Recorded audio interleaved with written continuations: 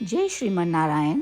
जो टिप्पणी मैं देने जा रही हूँ वह रामानुज दास श्रीमन गट्टू वेणुगोपालन स्वामी द्वारा दी गई है। अध्याय 5 कर्म संन्यास योग, श्लोक 7।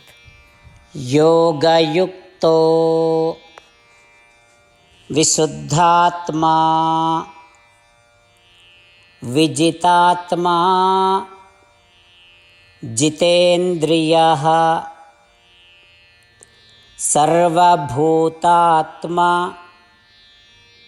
भूतात्मा कुर्वन्नपि न लिप्यते।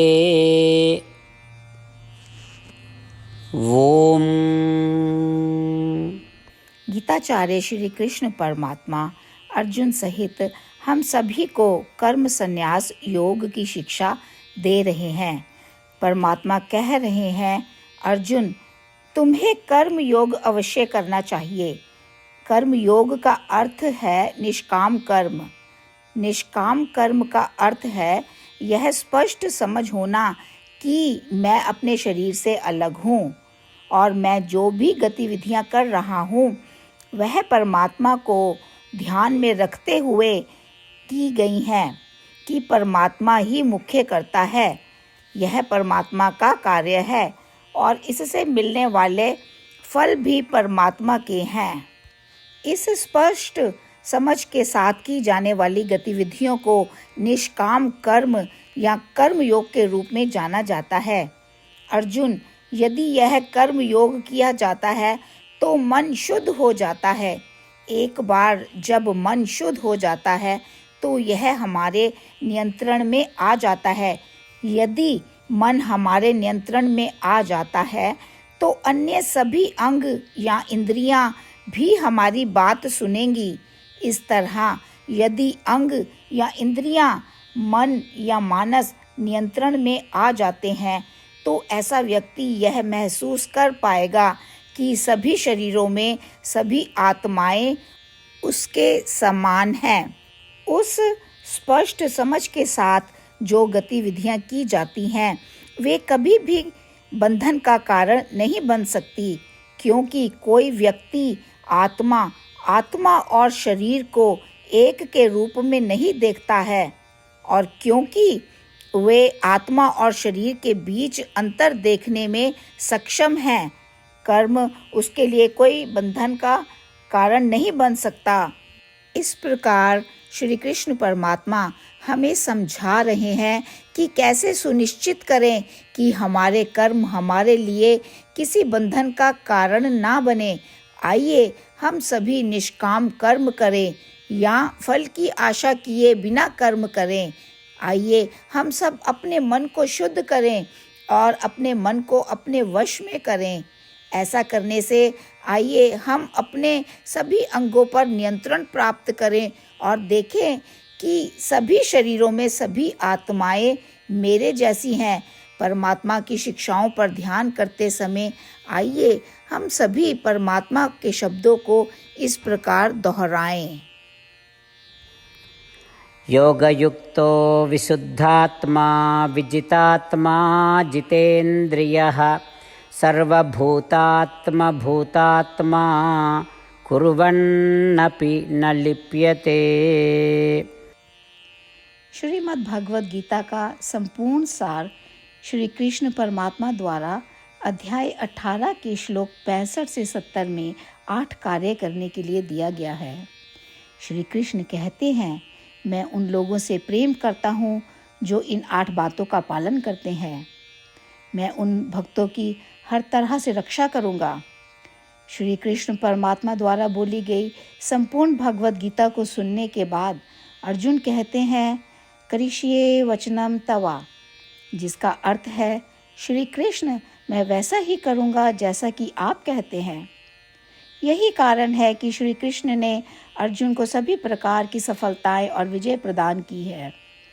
आइए हम परमात्मा को अपना वचन दें कि हम इन 8 कार्यों का पालन करेंगे। परमात्मा को इस शब्द देने से बड़ी कोई पूजा, तप या यज्ञ नहीं है। मैं यह 8 व्रत कहूँगी जो हमें करने चाहिए। आप सब कृपया अपने मन और हृदय में इन पर विचार करें। इस तरह से हम श्री कृष्ण को अपना वचन देते हुए हम सभी श्री कृष्ण के प्रसन्न भरे मुख की कल्पना करें और इस आनंद को महसूस करें। जय श्रीमन नारायण। ये है हमारे 8 वादे। हमारा पहला वादा, हे श्रीमन नारायण, जैसा कि आपने निर्देश दिया है, मैं हमेशा आपका ध्यान करूंगी और आपके बारे में सोचूंगी। हमारा दूसरा वादा, हे श्रीमन नारायण, जैसा आपने सलाह दी है, हमेशा आपका भक्त रहूंगी। हमारा तीसरा वादा, हे श्रीमन नारायण, मैं आपकी सेवा के रूप में और आपकी संतुष्टि के लिए अपने सभी कार्य करूंगी। हमारा चौथा वादा, हे श्रीमन नारायण, जैसा कि आपने अनुसरण करने के लिए कहा है, मुझे पूर्ण विश्वास है कि मैं आपकी हूँ और मैं हमेशा हाथ जोड़ूंगी और आपको नमस्कार करूंगी और आपकी पूजा करूंगी। हमारा पांचवा वादा, हे श्रीमन नारायण, मुझे आपके शब्द याद आते हैं, माम एकम शरणम व्रजा 1866, कि आपने आत्मसमर्पण करने के लिए कहा था। हे श्रीमन नारायण, मैं केवल आपकी शरण में जाती हूँ। हमारा छठा वादा, हे श्रीमन नारायण, मुझे आपके शब्द माँ शुचः 1866 याद है कि आप हमें शोक ना करने का आश्वासन दे रहे हैं। मैं अब और शोक नहीं करूँगी। हमारा सातवां वादा, हे श्रीमन नारायण, आपने हमारे लिए श्रीमद् भागवत गीता प्रदान करके हम सभी पर कृपा की है और आशीर्वाद दिया है। मैं प्रतिदिन कम से कम 1 श्लोक पढ़ने या सुनने का वादा करती हूँ। हमारा 8वां वादा, हे श्रीमन नारायण, आपने गीता को पूरी मानवता तक पहुँचाया। मैं गीता में आपके दिव्य शब्दों को उन भक्तों तक पहुँचाने की कोशिश करूँगी जो गीता से अपरिचित हैं। हमने अभी अभी परमात्मा से अपने 8 वादे किए हैं। श्रीमन नारायण को हर दिन यह वचन देना कि हम वही करेंगे जो वे स्वयं कहते हैं, अपने आप में एक महान पूजा है। आइए हम अपने अडिग विश्वास के साथ उन्हें अपना वादा दें। हे श्रीमन नारायण, जैसा आप कहते हैं मैं वैसा ही करूँगी, जैसा आप चाहते हैं मैं वैसा व्यवहार करूँगी और केवल आपके लिए काम करूँगी।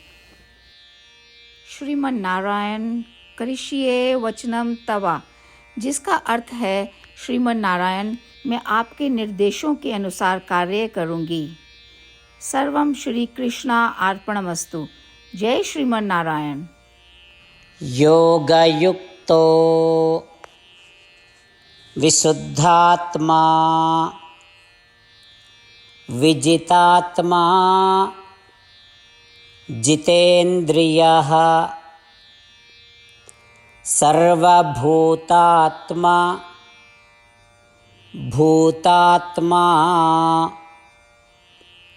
कुर्वन्नपि न लिप्यते। ओम। योगयुक्तो विशुद्धात्मा विजितात्मा जितेन्द्रियः सर्वभूतात्मा भूतात्मा कुर्वन्नपि न लिप्यते।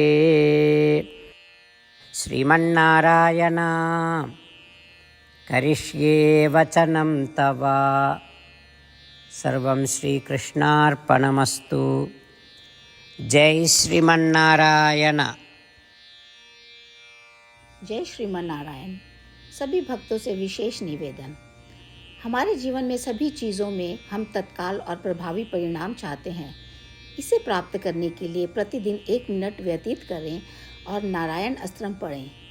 नारायण अस्त्रम प्राप्त करने के लिए नारायण अस्त्रम वेबसाइट पर जाएं, जो www.narayanastram.org है, और पंजीकरण में अपना नाम और ईमेल प्रदान करें। आपके द्वारा प्रदान किए गए ईमेल पर आपको एक नारायण अस्त्रम PDF प्राप्त होगा। PDF में 1 रामायण श्लोक, 1 गीता श्लोक और 1 विष्णु नाम है। इन तीनों को मिलाकर नारायण अस्त्रम कहा जाता है। प्रत्येक व्यक्ति को इन श्लोकों का भिन्न संयोजन प्राप्त होता है। जब हर कोई 24,000 भक्तों के साथ प्रतिदिन अपने नारायण अस्त्रम को पढ़ता या सुनता है, संपूर्ण रामायण पारायण का एक दौर, श्रीमद् भगवद गीता पारायण के 33 राउंड, श्री विष्णु सहस्त्र नाम स्तोत्र पारायण के 24 राउंड हर रोज़ पूरे होते हैं। यह एक ऐसा उल्लेखनीय और असाधारण परिणाम है जो हर दिन ऐसा करने से निकलता है। इसलिए आप और आपके परिवार के सदस्य तुरंत जाकर अपना नारायण अस्त्रम प्राप्त करें। जय श्रीमन नारायण।